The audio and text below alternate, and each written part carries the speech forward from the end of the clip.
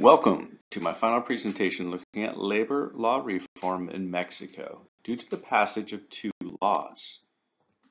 First, the Federal Labor Law of Mexico of 2019, and second, the United States-Mexico-Canada Agreement, a supranational trade agreement of 2020. Now, I'd like to emphasize the context of this presentation with respect to the plight of the Mexican workers, namely since NAFTA in 1994 up to about 2019, nearly 3 decades without the right to truly unionize, and the predictably very catastrophic effects on wages and working conditions due to this inability to unionize. From the Organization for Economic Cooperation and Development, we have average wages in Mexico, which illustrates this point very well. In 1996 and then in 2018, if you can see in the images below, wages have remained stagnant for nearly 3 decades. On the next slide, we see both productivity rates and GDP rates for the same time period, showing robust economic growth in Mexico's economy, while its workers' pay on average has remained flat. This is institutionalized hoarding of an economy's resources and frankly a recipe for poverty. So why have Mexico's workers not revolted? Well, the answer is somewhat simple. They have not been able to. Mexico's manufacturing and services industries have long been subject to sham corporatist unions under what is called protection contracts. In this system, the so-called union leader is actually an employer proxy, and this same so-called union leader is also the employee representative in all dispute mechanisms. For example, the mandatory arbitration board dispute mechanism, which must be passed through before adjudication. The end result of this system, in summary, has been that Mexican workers have been locked in low wages, dangerous working conditions, and the inability to truly make grassroots unions. One prominent example of what happens in Mexico in the past when one would stand up for labor rights is Susana Prieto Terrazas, a famous labor lawyer and union advocate who has been jailed on several occasions for such things as unauthorized worker protests. Most recently, she was charged and jailed for inciting riots, making threats to corporatist union leaders, and coercion. However, she was released from prison mid-2020, just as the USMCA was signed into law. So let's get down to the laws themselves. In this first slide, side by side, we have both laws, Article 371 of Mexico's labor law reform and Annex 23A of the USMCA. It is no coincidence that the wording of both statutes are very similar, if not identical. Personal, free, and secret vote when legitimating a collective bargaining agreement. This is significant. It is a focus on the very democratic procedure of ensuring clean, fair, and legitimate union elections. The second slide of key statutory text features the requirement to establish an independent federal body to verify all union legitimation votes and a publicly accessible archive online to access all collective bargaining agreements and the various procedural documentation relevant to each company's union activity. In essence, the FLL, the Mexican Labor Law Reform, and the USMCA would require all of Mexico's unions to hold a legitimation vote, essentially. Okay, moving on. One other stipulation of the USMCA, which was included, is what is called the Rapid Response Mechanism. This is literally a call center in both the US and Mexico. It is to report violations of labor law as stipulated under both agreements for free and fair unions, along with the right to collectively bargain.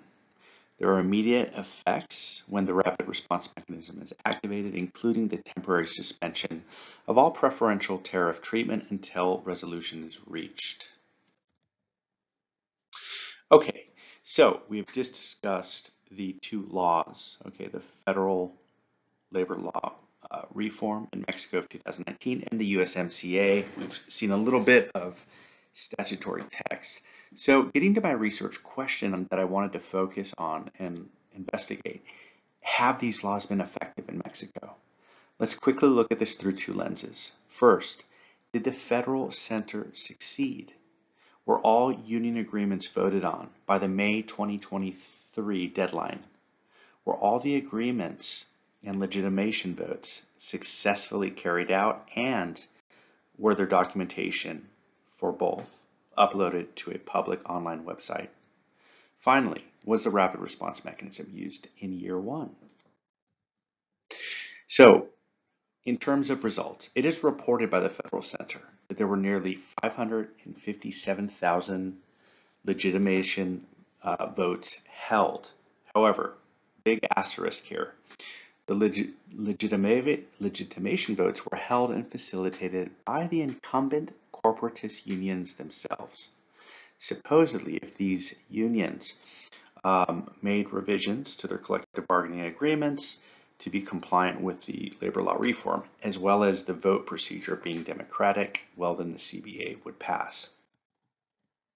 So out of 559,969 CBAs, to be exact, in existence at the onset in 2019, okay, 3 years later, or rather May 2023, as of today, further, only 47,294 CBAs were actually approved, approximately 7.6% of all former CBAs.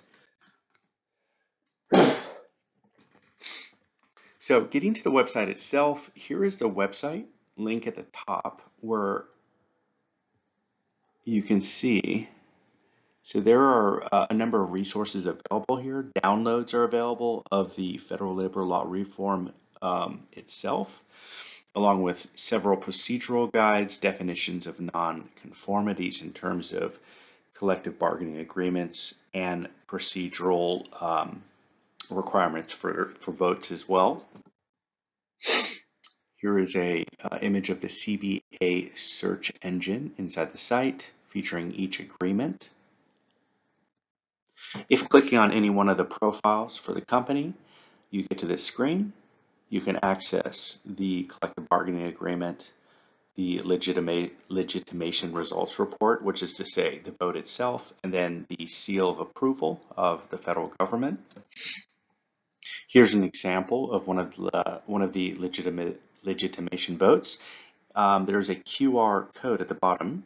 Upon scanning it, it brings up a phone screen which gives you a timestamp and the name of the legitimation authority. In this case, one Marina Castellanos Xolocotzi, who is the Secretary General of the incumbent union. No witnesses seen in this vote, which is pretty much on par with the majority of the legitimation documents that I looked at. Here is a table. You can look at it in greater detail of the research done, of the legitimation vote documents looked at, as well as the collective bargaining agreements. Here's a quick summary of the rapid response mechanism. It has been activated 19 times, and it does seem to be having significant impact, at least on the surface. You can see as well the company violators and the industries that they belong to. So, in conclusion, wrapping it up, I think this is a seismic step forward. Good job, Mexico, in getting all of those CBAs at least nominally voted on. It is not clear to what extent that voting process was authentic. Specifically, I think the legitimation votes were subject to a serious conflict of interest, namely in having the incumbent corporatist unions themselves facilitate the union votes. Furthermore, where are the witnesses? How is it that the Secretary General or a legal representative of the incumbent union serves as both the vote facilitator and the authority to legitimate the vote? Big conflict of interest. obviously be much more prudent to bring in government inspectors or some sort of witnessing body that cannot be bought off by the company or the corporatist union. Finally, questions remain. Why were the other CBAs rejected? Why was there no process for abatement of those CBAs that were rejected? And perhaps most importantly, what has happened to all of those workers who were covered under a previous collective bargaining agreement and today would seem to lack any sort of representation? Finally, why haven't more grassroots unions cropped up? So, list of references. Thank you for listening.